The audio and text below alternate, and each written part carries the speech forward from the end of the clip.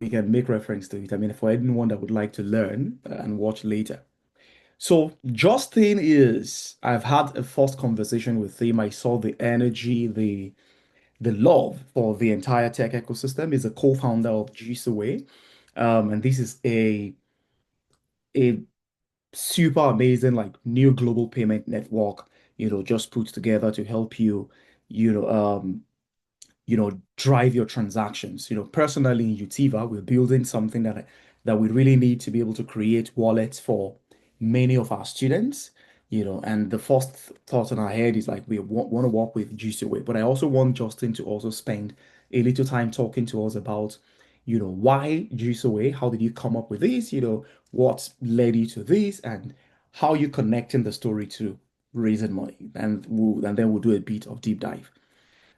Justin, over to you. While I spend some time to also take all these note takers. Thanks, E. It's great to be here, and I'm calling in from the East Coast of the U.S. I spent a lot of time in Lagos. I've lived full time there the last 2 years, but now I'm splitting my time between largely New York, Rhode Island, Lagos, and Hong Kong. Um, my journey that ended up starting Juicy Way started with a company called Andela. I was their first chief of staff back in 2016. At the time, we were a few dozen people, very promising. But then we started a growth journey that resulted in us being a few thousand people 3 years later. And so we had this mega growth spurt that came from having great unit economics and fundamentals, but also were supported by a lot of venture capital dollars. Over the course of Andela's history, raised about 400 million US dollars. And one of my functions as chief of staff was to manage investor relations. So I got a right-hand seat into the raise process to understand what it takes to raise large amounts of money from people. That can be slightly different than getting your first couple checks in the door. So happy to talk about all of those. But while I was at Andela and while we were building Andela, one of the issues that we confronted regularly was that it was very hard for us to take this US dollars that we raised in places like, Silicon Valley and New York City and convert it into currencies like the Nigerian naira and invest it across the continent. Businesses like, I mean, you have to worry about things like fraud. You have to worry about things like delay in settlement time, how long it would take for money to sit. And you'd have to worry about like not getting access to the best FX rates. And when you're focused on, one country, you can figure it out, right? But say you're focused on many, and that complexity actually grows not linearly, but algorithmically. And so I noticed that this was a big issue for folks who were trying to take money from abroad and invest it in the continent. But as I spent more time building on the continent, I realized that the issue the other way around was even worse. So if you had the Nigerian naira and you were trying to build a business that was truly global, even if it wasn't that global business, you have suppliers globally, you have bills to pay globally, maybe you have customers globally. It became very difficult for you to take all these different currencies and then switch it into the currency you need to make payments or, just to do normal course of business. And so I met Ife, my co-founder, who was the chief of staff at a company called Bamboo, a retail stock brokerage that I hope some of you are familiar with. Um, and he was trying to buy, US denominated equities with Naira. And it's very hard to do that. As a result, it's harder to give the end customer a great experience because you have to switch that Nigerian Naira into USD to buy something on the New York Stock Exchange. If it's expensive for you to do that switch, if there's a delay in the time it takes to do that switch, it's harder to provide a great experience to the customer. And so in the effort of solving that and helping solving that for Bamboo, he launched JuicyWay, and I came on shortly later as his co-founder.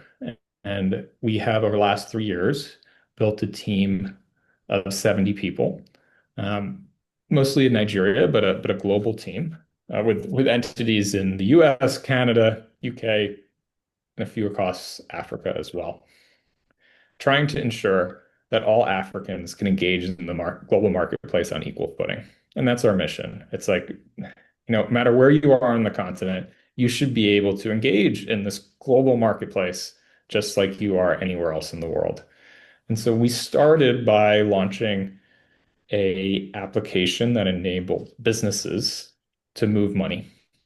But recently, we launched a consumer-facing application that allows individuals as well to get their first ever USD bank account in the US and make payments globally and to change, currencies at their will, whether it's fiat or it's cryptocurrency.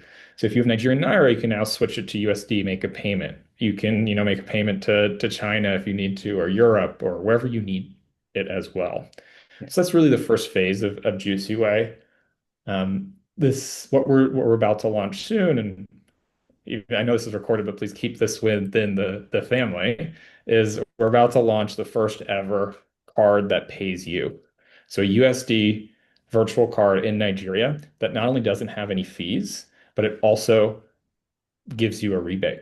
And so if you look at all the other cards in the marketplace, you have um, fees, whether it's deposit fees, FX fees, or something that's like a little sneaky called a cross-border fee that people are making money on. We waive all of those. There's no fee at all, and you're actually going to earn something from it. And because it's sometimes easier to pay with a card than with a bank account. And so that's our next phase, enabling people to not just have a bank account to make bank payments, but have credit cards that work anywhere in the world to make credit payments. Mm. Sorry, it's a deposit card technically, so it doesn't act like a credit card. But in the US, we call things credit cards, so I'm used to that. So yeah, that's where we are in terms of our fundraising journey. We've raised $3 million so far from a variety of African-focused investors, but we've deliberately tried to be very capital efficient, so not raise that much money, because we wanted to um, grow deliberately. Um, and I'm happy to talk about the two models, Andela possibly being one where you raise a ton of money, grow super quickly. Juicy Way, where you raise less money, grows slower. And there are pros and cons of each. But I think what you're most interested in, and I'm sure we'll get to it soon, is like, what is the process and what are the best recommended steps to raise money? And I'm happy to answer those questions too. Yeah, absolutely. So I'm going to pull that on another back burner, right? Because I also want us to get into the conversation of bootstrapping with little capital and also going on to become a high growth company. But let us start with, the misconceptions that many entrepreneurs, have when it comes to raising money. What are your like biggest misconceptions about raising money, and what would you say to entrepreneurs that want to go raise money that they should believe, or probably things that they should just discard in terms of general industry misconceptions? One of our investors at Andela told me something that stayed with me, which is a chef doesn't celebrate when he buys the ingredients.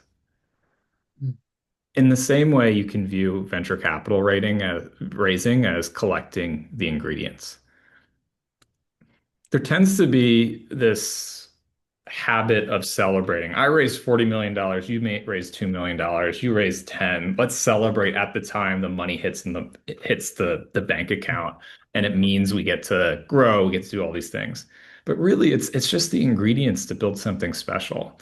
And so I think there's a tendency to look at the raising capital process as the actual game and the thing to celebrate. But it's not. It's just a means to help you build a better business. Interesting, because you just literally answered the first question, which was we wanted to talk about bootstrapping, right? And I don't hear a lot of entrepreneurs, especially the ecosystem, talk about, not celebrating raising money. It's not a normal, conversation. The conversation, in fact, most people raise money because they want to make noise in the news, not necessarily because they need that money. And I totally understand that. Thank you for sharing that. Let's talk about, at what point did you realize that fundraising isn't just going to be good, but it was also going to help you to sell the vision. Now, the reason I'm asking this is that most times when I talk to entrepreneurs, right, many of us, when we try to sell the need or the value of our business, we're talking from the place of impact. And that was what I thought that you were going to say. I thought you were going to get on the call and tell me, oh, I was traveling from California to Lagos and I could not do a transaction. But you actually talked from the place of business that we raised a lot of money and we couldn't move it. And that is different. It's different, right? How do you approach storytelling when it comes to raising money? It's one of the things that frustrates me too, because I'm talking to a lot of investors and they all want to hear different things in terms of the story, my why. It's a great question, E. And having a compelling story is the most important thing to nail down before you go out and start raising. And I think you also hit on the second thing that I'll get to, which is also raising can be a good story in itself to attract customers, to attract momentum, Mhm. and to help, you know, build a business that you're trying to do. So there are also benefits of raising that are not just the money. Let's talk about storytelling as a means of raising capital first. As you, there are a few things that you need to have when you go out to raise. The first is a compelling story, and the second, I'd argue, is a, a big funnel, Mhm. so that you can generate the scarcity that leads to folks fighting over your deal rather than you fighting to get investment. What does that look like? So, if you have an idea, whether it's something that doesn't exist yet or it's something that is already built, you have to think through what is the pitch, the story that is going to get investors, or at least a certain group of investors, really excited. And then I think you actually pair that with a really long top of the funnel due Mhm. diligence process. So you know that you have, 5 times as much capital at least that could go into the round than you actually need. So what does that look like? Okay, if you have a story around a fintech business, which tends to be popular in Nigeria, like who are the fintech investors and what are the things that they want to see as part of a fundraise at whatever stage you're in? So if you're raising your first round, it's a pre-seed, maybe you don't have that much traction. The most important things that they'll want to see are how large the market is, like what are the unit economics of the business, and who is the team that's going to execute on this. And how do you bring that together in a compelling story to enough people that you're going to have an oversubscribed round? I think that's a big part of the journey. At Indela, we were very fortunate because we're growing so quickly. We mostly had many more investors coming in for the amount of capital or equity we wanted to give up. That made those rounds really easy. But in one of our rounds, it was much harder, and the difference between raising an oversubscribed round and trying to scrounge together those extra dollars, whether it's thousands, tens of thousands, hundreds of thousands, or millions, is a dramatically different process. And getting preempted, having a lot of money in the bank, being very oversubscribed, that's actually quite fun. It can still be stressful, but it's actually quite fun. The other one is very stressful. And I think actually founders need to get good at doing both because you're not always going to be in a position where you're having more people fight over you. But the first thing you want to do is put yourself in a position where that is most likely going to be the case. And so, how do you get a story that goes to enough people where you're convinced that you'll have more people interested in what you're looking to give up than you have? Mhm. And that creates a scarcity mindset. I think that gets to one of the other thematic elements that I'd like to get as part of um, investors. Investors are very smart people, typically, that are also scared of missing out on the next big deal. And they look at hundreds of companies.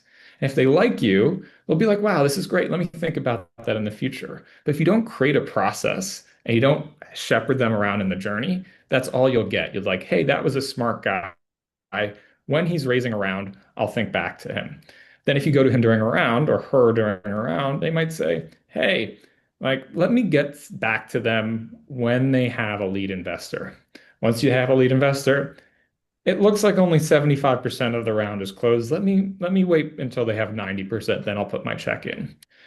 And this creates a really powerful negative feedback cycle where everyone is waiting for the other people to give the signal that this deal is positive. As a result, everyone just sits around waiting for someone else to take the bet, and then they jump in.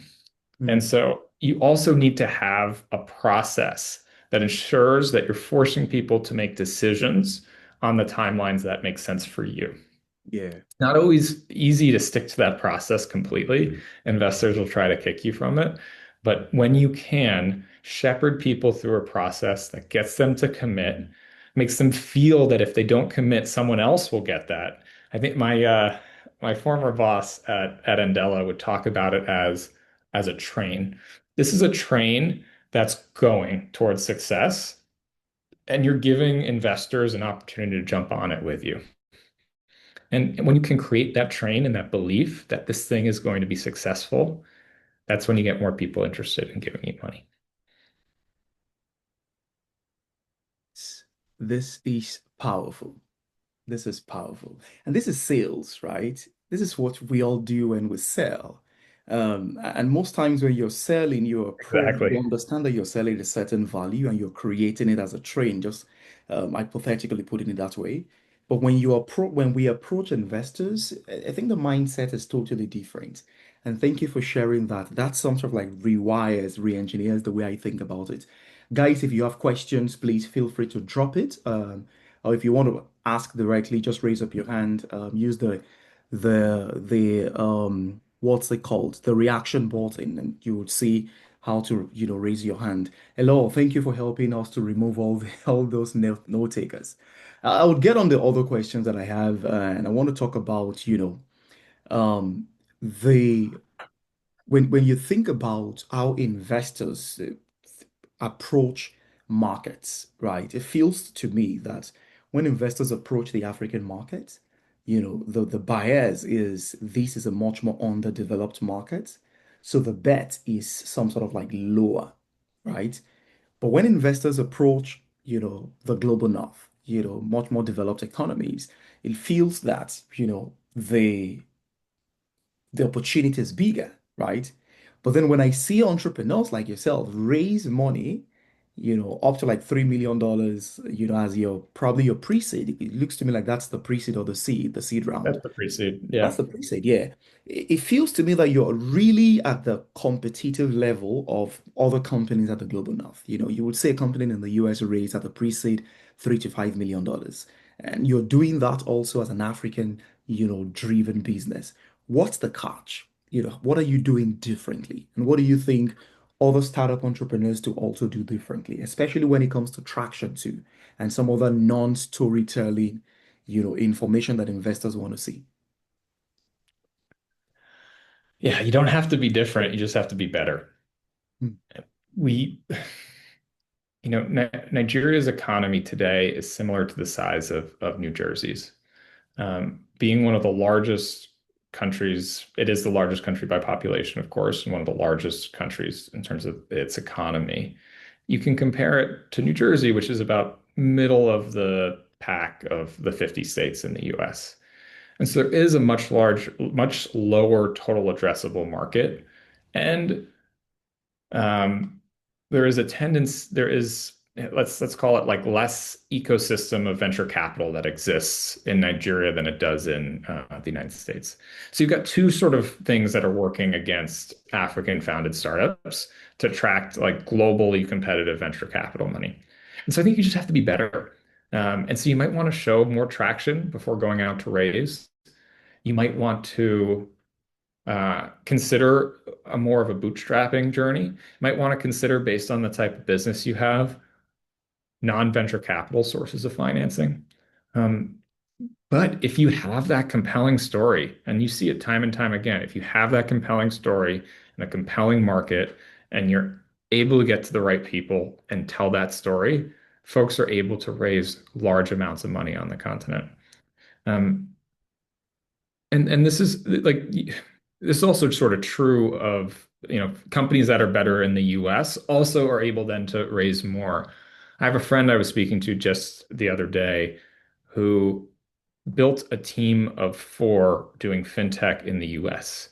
And he seems like he was doing quite well. It's like, oh, aren't you hiring? It's like, no, I'm not hiring. We're going to just keep the team small. We're going to be radically efficient.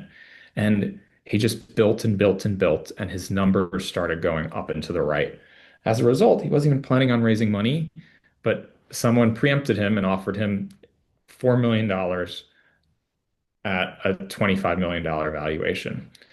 And then he took that preempt letter and shopped it around. And it looks like the deal is going to be $9 million at a $40 million valuation. It's four people, right? Like that is an incredible outcome in terms of the fundraising. Of course, that it's like the ingredients. But it was an example of he stayed so diligent.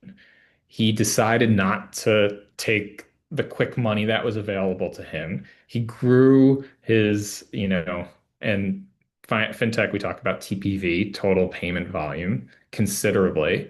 And he had people come to him.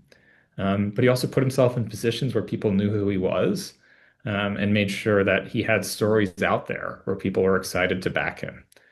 And so, yeah, I'm not going to sugarcoat it. And it's like, if I was building a US focused business, raising money would be a lot easier. But if we want to focus on markets, like Nigeria, if people are joining us not in Nigeria, your other home countries, it can still be like really rewarding and you can build great businesses, but you got to be better. Interesting. Interesting. I like the way you approach, some of these things. We're going to go a little bit technical if you don't mind. I just want to have a sense of how, the deal is structured.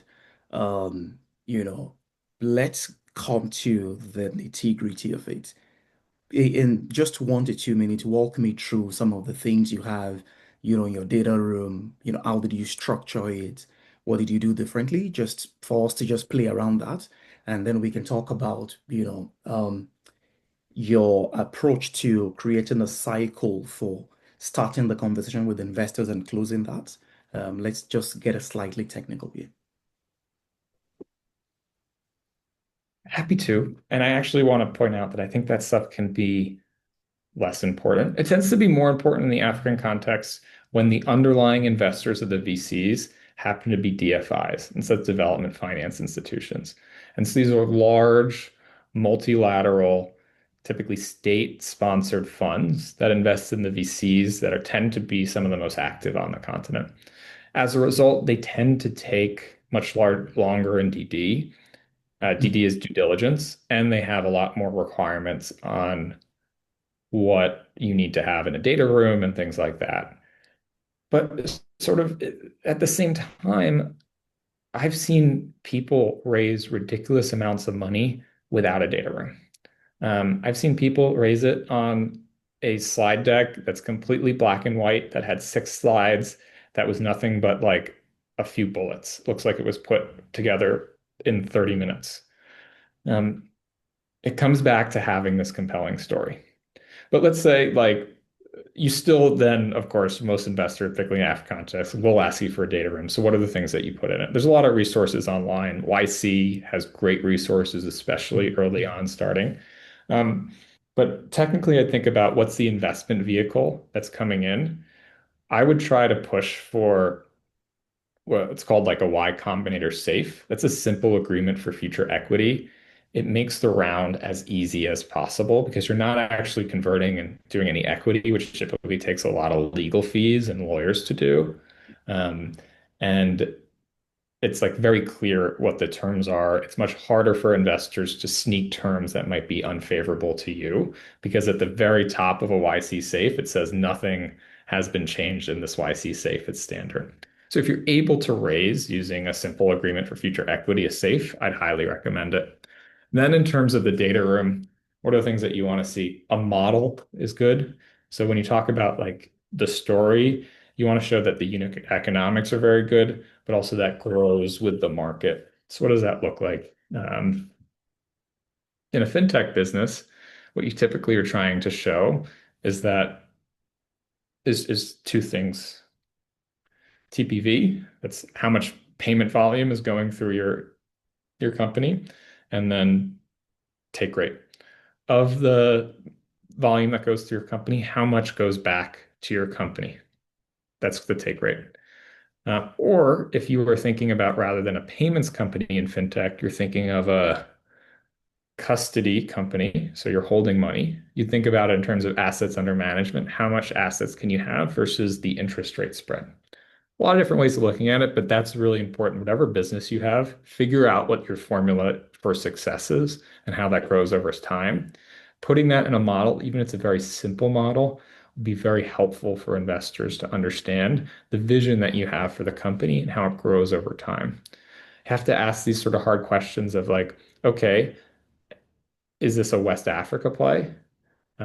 Or is this a full Africa play? Is it a Lagos play? Is it a Nigeria toll play? And how does those unit economics change over time when you're in one city versus 8 cities or 100 cities?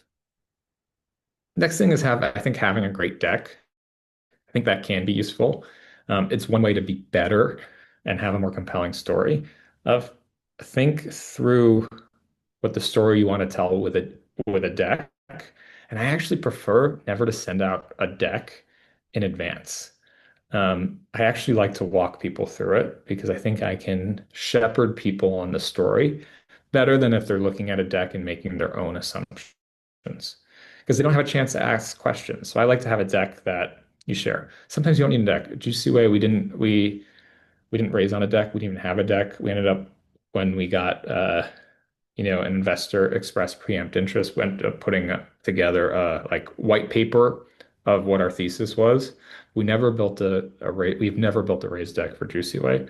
Although generally, when going out to the market, for a big raise, I like to have that because it forces you to sit down and have a really good story about it. Other things you can have are like resumes of your senior team, references of your senior teams, any major contracts that you have with customers. Um, you want to make sure you disclose things or anything that could be an issue. You got to make sure you tell your investors up front. Those are, I'd say, some of the main categories. Have to go deeper on those things, but I also think there's like a large body of literature online that can give you just as good advice as I do. Yeah, thank you. I just wanted to see if something has changed in the industry. Um, let us talk a little bit about JuicyWay. What's the next big thing, that you're working on? I know you talked about something at the beginning, but because a larger chunk of us were not on the call, and when you think about the entire African ecosystem, how is JuicyWay thinking about supporting different startups and different SMEs, right? What are the unique values that you think that some of the members of the Velocity can also some sort of like plug into on JuicyWay? One of the things I love though that you mentioned, and I'm very big on these, are the hidden fees. It's interesting that if I want to change USD to pounds and pounds to USD on Wise, for instance, I still have to pay almost 12, US dollars. I find it very ridiculous. Um, and when I use my Mercury card in the US to do transactions in the US, I still pay fees. And when I use my Oh, UK card, in the US, I still pay. In fact, when I pay on Airbnb, I still get another email from my bank that there's a $7 fee. I'm like, why am I paying all these fees? It's strange. Talk to me about the no fee card. The no fee, I love the no fee things, yeah. right? Yeah. So let me sort of start at the beginning and go back to our mission, which is ensure that Africans can engage in the global marketplace on equal footing. Um, and I think if like we want to make sure that like as a business, you don't have to worry about payments. You don't have to worry about FX. You don't have to worry about where you custody your money. You don't like that's not something that you need to sweat your time thinking about so you can focus on what your actual business is. Right? As an individual, you shouldn't be worried about like how am I going to get the euros? How am I going to get the pounds? If I need to make Japanese yen payments because I found a great exporter in Japan, or I'm traveling and I'd love to be able to, I have money, why can't I use it? I don't want you to have to worry about any of those things. But I think there might be a version of our company, and hopefully we're trying to get there, where it feels even better than those experiences you're talking about that you face with your Mercury card or when you travel from the UK and the US, is there still is this financial services burden that is very true in Nigeria, but also true elsewhere, where it's like, I'm going to take money out of your pocket every chance I get. This was a card issued in the UK or using in the US, $7 fee. Like what Visa actually charges called a cross-border fee. It's 1% plus 30 cents. One of the largest cards in that's used in Nigeria, they say they're a no fee card, but if you look at what their cross-border fee is, it's not 1% plus 30 cents, what Visa charges, it's 2% plus 30 cents. And we know where that extra money is going. And because you're operating in Nigeria with a card that has been issued in the US, almost every time you use that card, you're going to pay 2% plus 30 cents. And so what we're doing is even though Visa is still charging them at 1% plus 30 cents, because we're making money on something called interchange as well, we're paying that. We're making sure that doesn't hit you at all. You pay nowhere. Even so, we're going to give you some back, and that's like the no fee card. And that's the philosophy we have. It's like we still have the ability to make money because we charge through like interchange. Every time you swipe the card, the merchant is paying something for that. But why should you pay something on top of that? Mm, When you exchange FX and make a payments, like we want to try to drive the cost of payment down to zero. We want to have the best FX rates in the market. Like we're still going to make money on our FX spread, but we don't want to have any fees. And so you're still getting access to currency at the cheapest ability you have. We still have an ability to make money and you pay out. When it comes to Nigerian banking, I walked down the block and opened a Zenith bank account. Um, and it's been such a terrible experience. I had some of my ID information stolen, password information stolen. Um, I yeah, and then the whole thing is like, we're living in a market in Nigeria where you talk about inflation and depreciation always as double-digit percentages. Maybe it's inflation at 20%. And then if I look at my Zenith balance, it doesn't grow ever. But the value of that decreases. And that's how Zenith makes money. And they're happy taking that, 20%. I don't mean to attack Zenith. I don't just sort of generally talking about the banking industry. That's true in the US too. I leave my money in the US with a bank called PNC. My wife leaves it with Bank of America. And for the most part, we get 0% interest. And they're lending out our money and they're making a lot more than 0% on that money. So why can't you have a world where you have no fees in an account and you also earn something on it too? And so what we want to sort of move our ecosystem into, and we generally think that fintech should move into now that we have much more efficient technology that comes with things like stable coins and the blockchain, is how can we democratize access to financial services and ensure that the users, not the intermediaries like the banks, are capturing most of the value. And I think that supports our mission of ensuring that Africans can engage in the global marketplace on equal footing. love that. Love that. Love that. And for many of us on the call, please, if you have questions, you want to raise up your hand, you want to drop the questions, I'll be happy to take them. We're operating in different time zones, so we'll have to excuse Justin in the next 5 minutes, I guess. You said you have I've got another I've meeting. got I've got 20 if that Oh, works for you, E. oh, great. Great. That's Yeah. interesting then. Do you mean that you've got another 20 minutes? I've got till 3 p.m. Eastern time, which is in 20 Yeah, minutes. Yeah. okay. That's perfect. So we've got another 15 minutes or so. So Yeah. guys, if you have questions, let's talk about them. Let's just raise up your hand. Justin, let's talk. I mean, let's do a little bit of your understanding of the entire ecosystem. What do you think great entrepreneurs should be building today? Right. And this could also be from your perspective as someone that have seen different things within the Nigerian ecosystem, and also outside the Nigerian ecosystem. What are the most fascinating, exciting problems? What are the most exciting technologies? What do you also think investors want to hear? I know you would probably say that it doesn't matter what investors want to hear, but talk to me about what they want to hear. No, no, it does matter. It does matter. But I think that's not how you should start about thinking how to build a company. That should come with a problem, as you alluded to. Um, I think when, fellow entrepreneurs come to me and they say, I don't have an idea, I'm looking for an idea, I always try to say, find the problem that feels toughest to you and see if you can come up with a great idea to solve it. And I think that's where it starts. And if you can't, you're not in a position where you encounter problems that are faced by I'd say, let's say large target markets, if you're trying to build a big business, put yourself in a situation where you can encounter those problems. Like when I was working at Andela, we were growing so quickly. I wish there was a business to solve my problems all the time. And I was like, we came into the issue of like, it was very hard for us to do international background checks, particularly in Nigeria.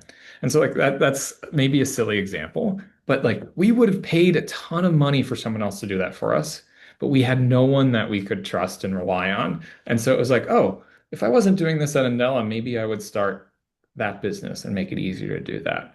And so first, if you don't have a business idea or something that you're really excited about, put yourself in a position where you encounter those businesses like all the time.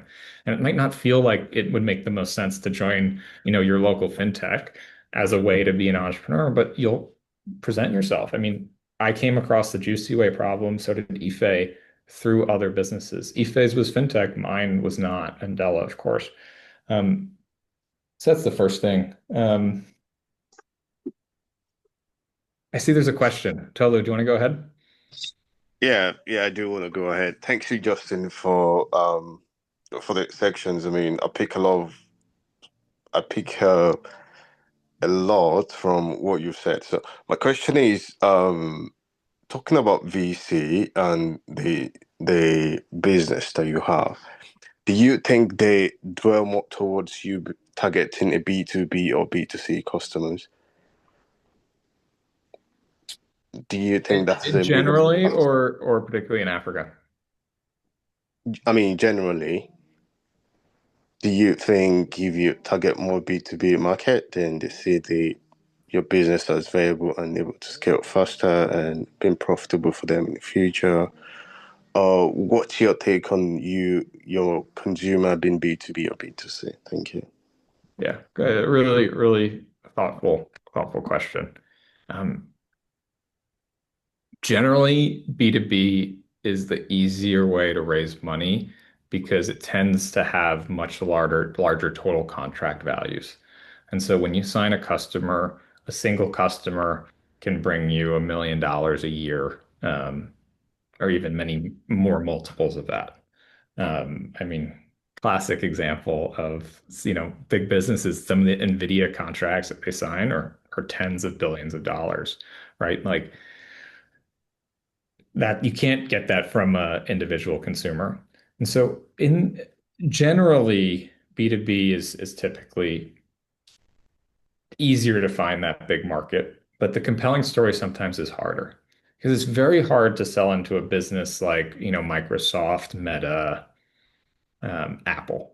Like you typically have to have account executives who are making hundreds of thousands of dollars, if not millions of US dollars a year, who specialize in selling into those businesses, and they have really long sales cycle. Sometimes it can be like 18 months to close a deal with a massive company.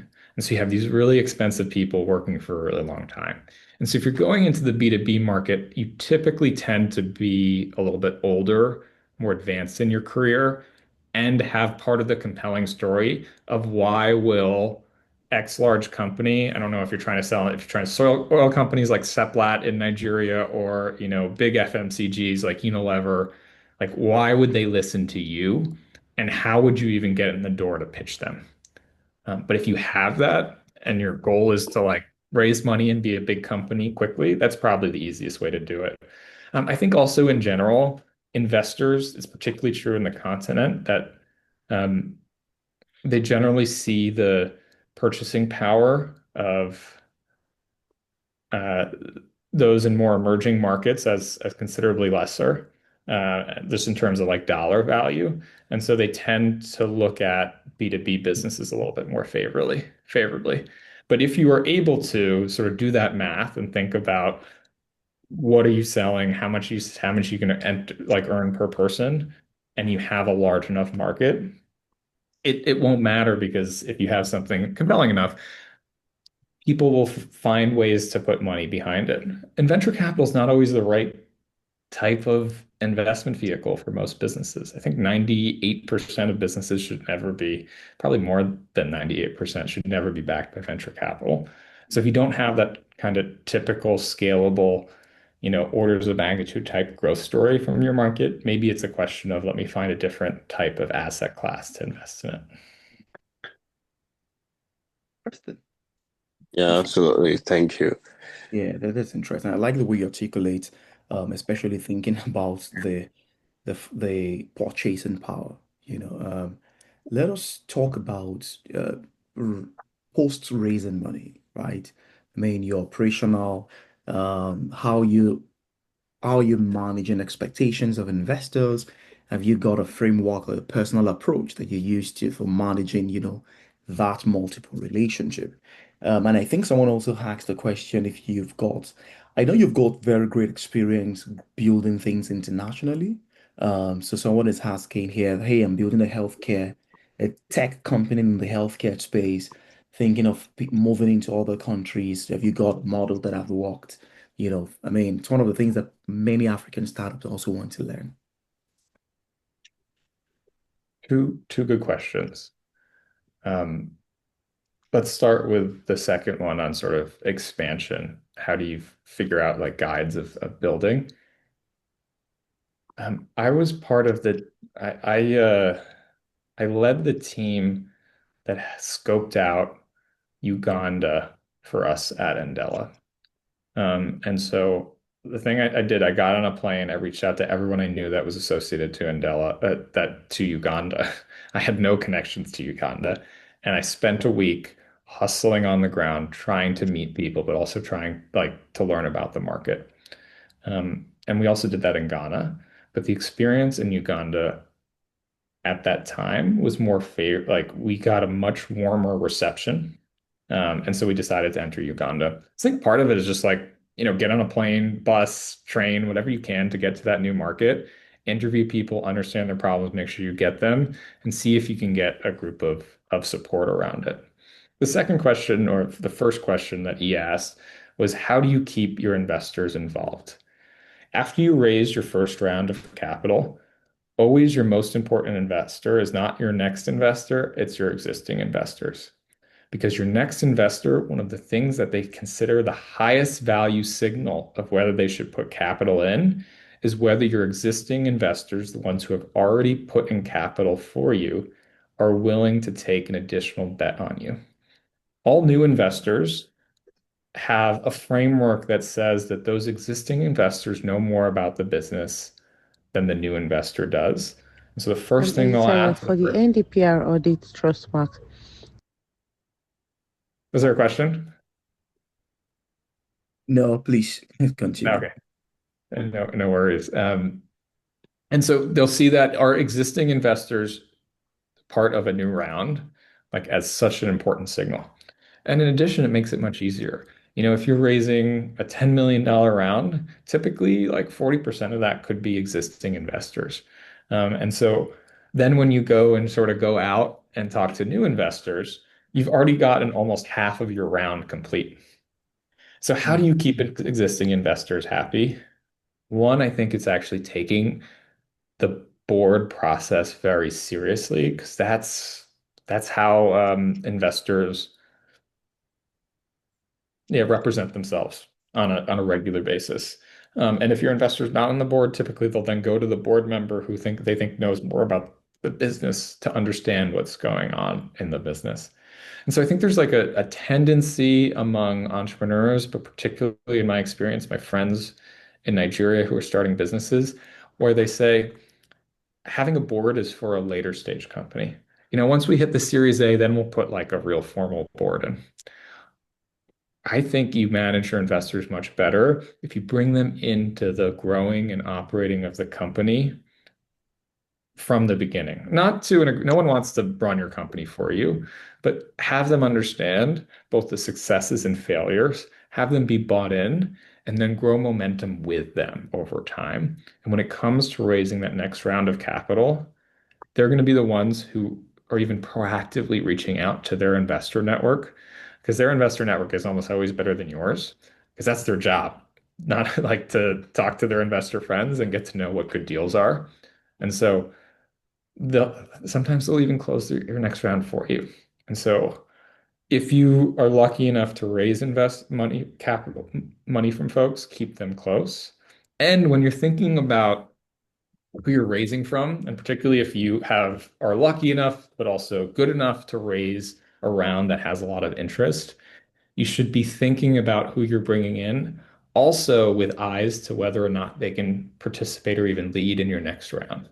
So you could bring in a typical Series A investor in a small check size in your seed because you want them to follow your business, get excited about your business, look closely at your financials, see how they're growing.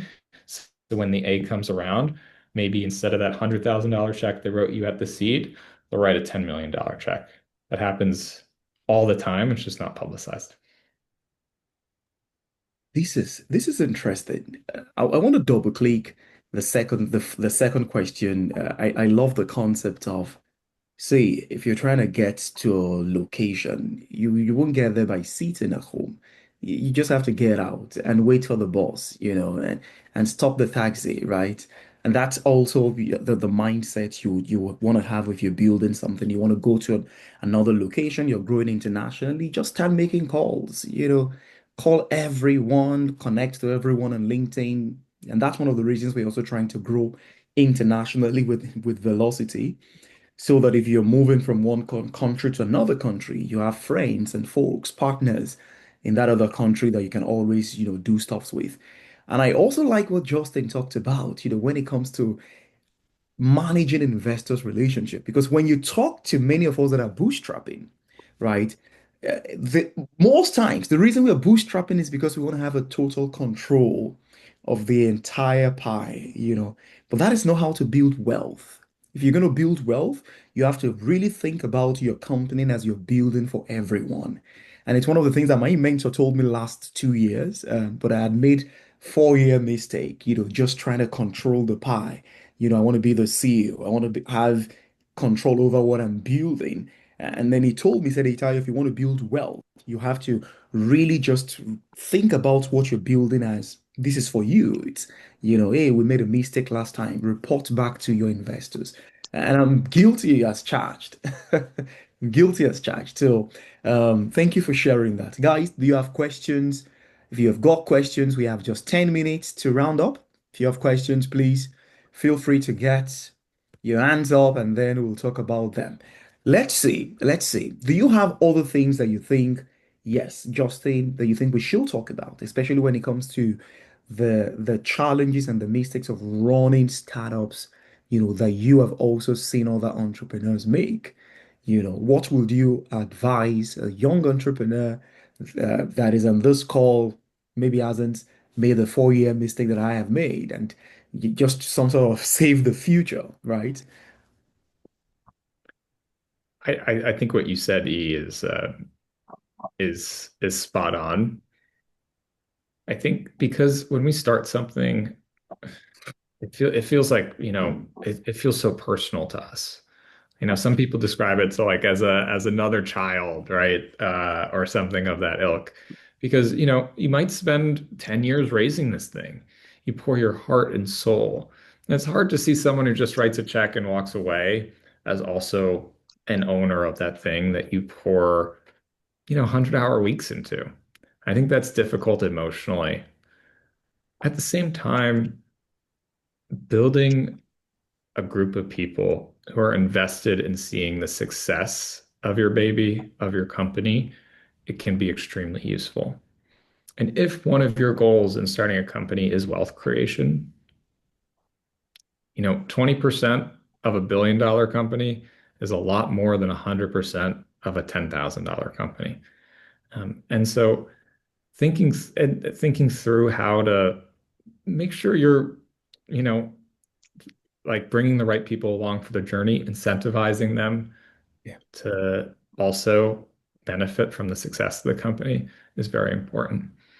And if you're fortunate enough to bring people along the journey and still keep majority of the economics, majority of the control, Mhm. that doesn't mean you're a dictator, right? Like you can still have people involved, get great advice from them, keep them looped in, learn from them, even if they're not calling the shots. Nobody's going to be close enough to your business than you are.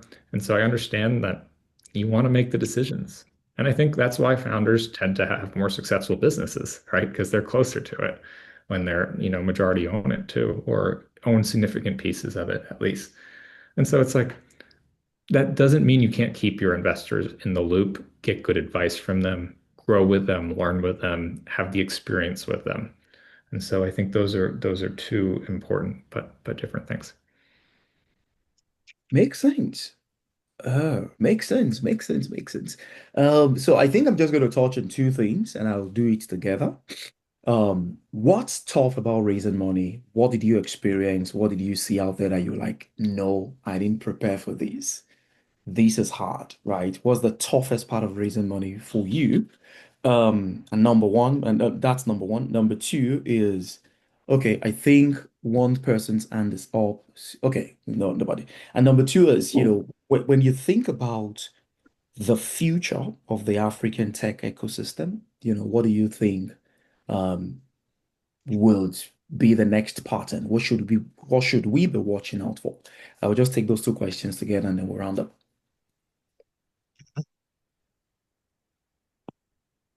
You ask a lot of great questions, E. I'm impressed. Um,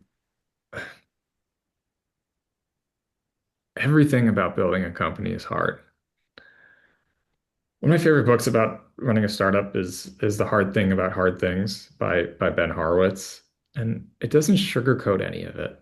You know, if you look at like the LinkedIn founders who post a lot, they tend to show lives of glamour. Um, but the real work in building a company is hard work and a lot of challenges that you're not going to be prepared for. Every company I've been a part of that's trying to grow, I have like just insane war stories you'd never imagine, right? Like never things I'd ever anticipate. And I'm trying to think of something that could be helpful in the context of raising. Um, I think the first thing is like if you're not able to do like a very standard like safe note, make sure you get, and you're actually doing a priced round, make sure you get a really good lawyer who's looking out for your interest. Mm, A very tough mistake is having a term that you think is unimportant and maybe not understand the implications of. And there's just so many that could be in a long, document. So get a good lawyer who understands what it is. Also get advice from fellow founders. That's really important. That can be really tough. Like also side letters can pop up. Those are important. If you agree on terms with someone, make sure you know all the terms that are coming in. Don't let them post due diligence, come up with a side letter and have all these additional terms.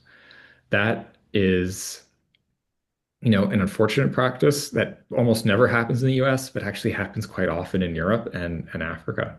mm, Then on the second question of like what is exciting about on the continent? I There's so much.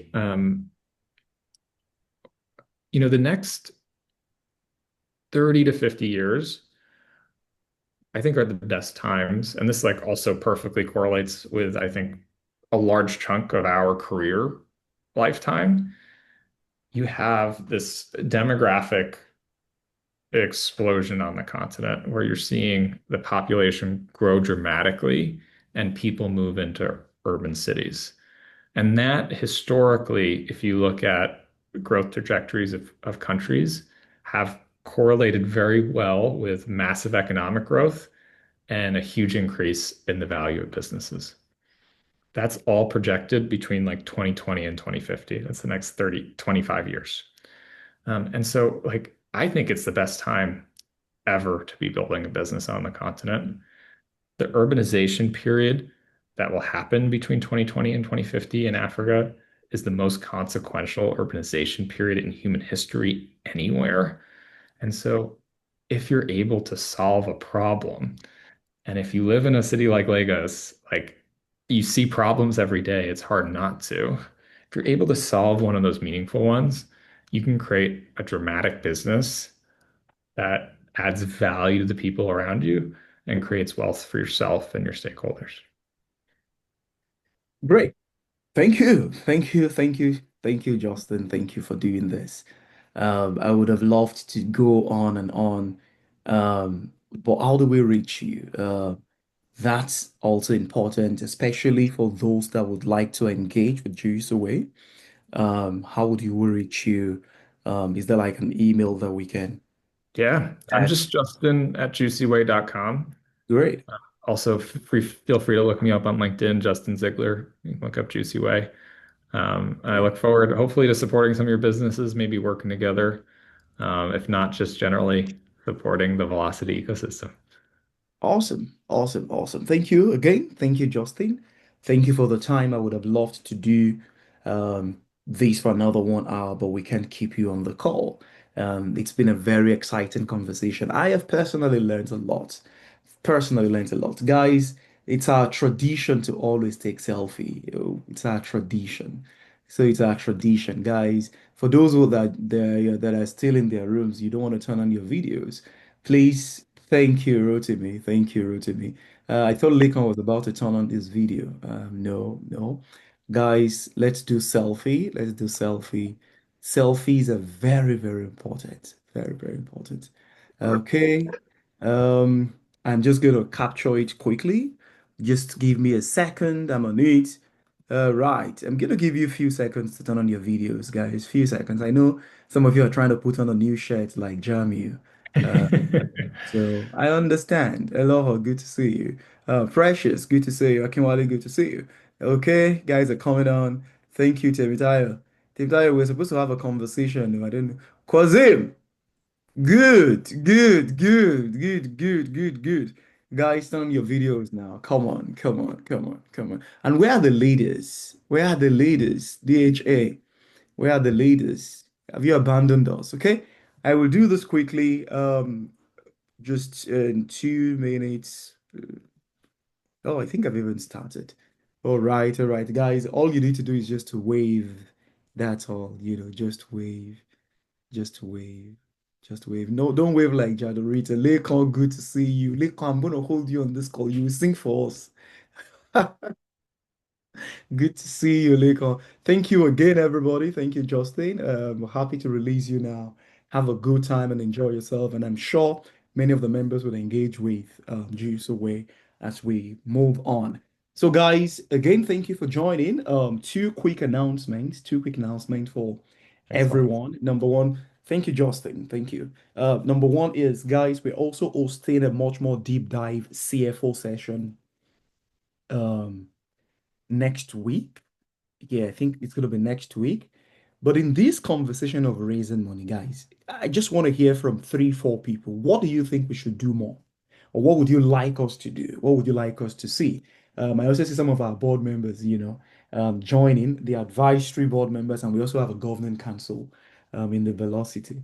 So we created that governing council. I'm creating all this advisory and governing council because I learned from my current startup mistake, if you want if you want things to be high growth, you want very successful, just bring in people. Like just bring in people. And sometimes when you bring in people, they will challenge you, right? And I don't know if Destiny is here. Destiny is one of our members that I so much respect, right? Yeah, overnight, I think I was just thinking, I encountered a problem and it got me frustrated. And I said, you know what, we're going to create Velocity US, right? Velocity US because I feel that there are also people like ourselves that live in the US, that live in the UK, and are isolated, and they are very gifted but isolated. Just because one of us brought in an opportunity for a CEO's role, I think the salary is as high as $400,000, and we've not been able to fill the role till now because we don't even have anyone that is interested in CEO's role. Everyone is busy. So I posted yesterday and I said, Velocity United States and Destiny challenged it. Destiny said, nah, we're not going to do that. It was in my WhatsApp this morning and we talked about it. And I think that is how to build wealth, right? Bringing other people in, just opening the door and say, "Hey, guys, this is our thing. No, it's not my thing, it's our thing." So in this journey of raising money that we've been on, guys, what should we do more? What should we do differently? What would you like to see? Share for me. Good to see you. Good to see you. That's my gal. Any suggestion, guys? Suggestions. Suggestions. None. What would you like us to do extra? Rotim, are you saying something? Yeah, can you Oh, okay, hear what good, I'm good. saying? I think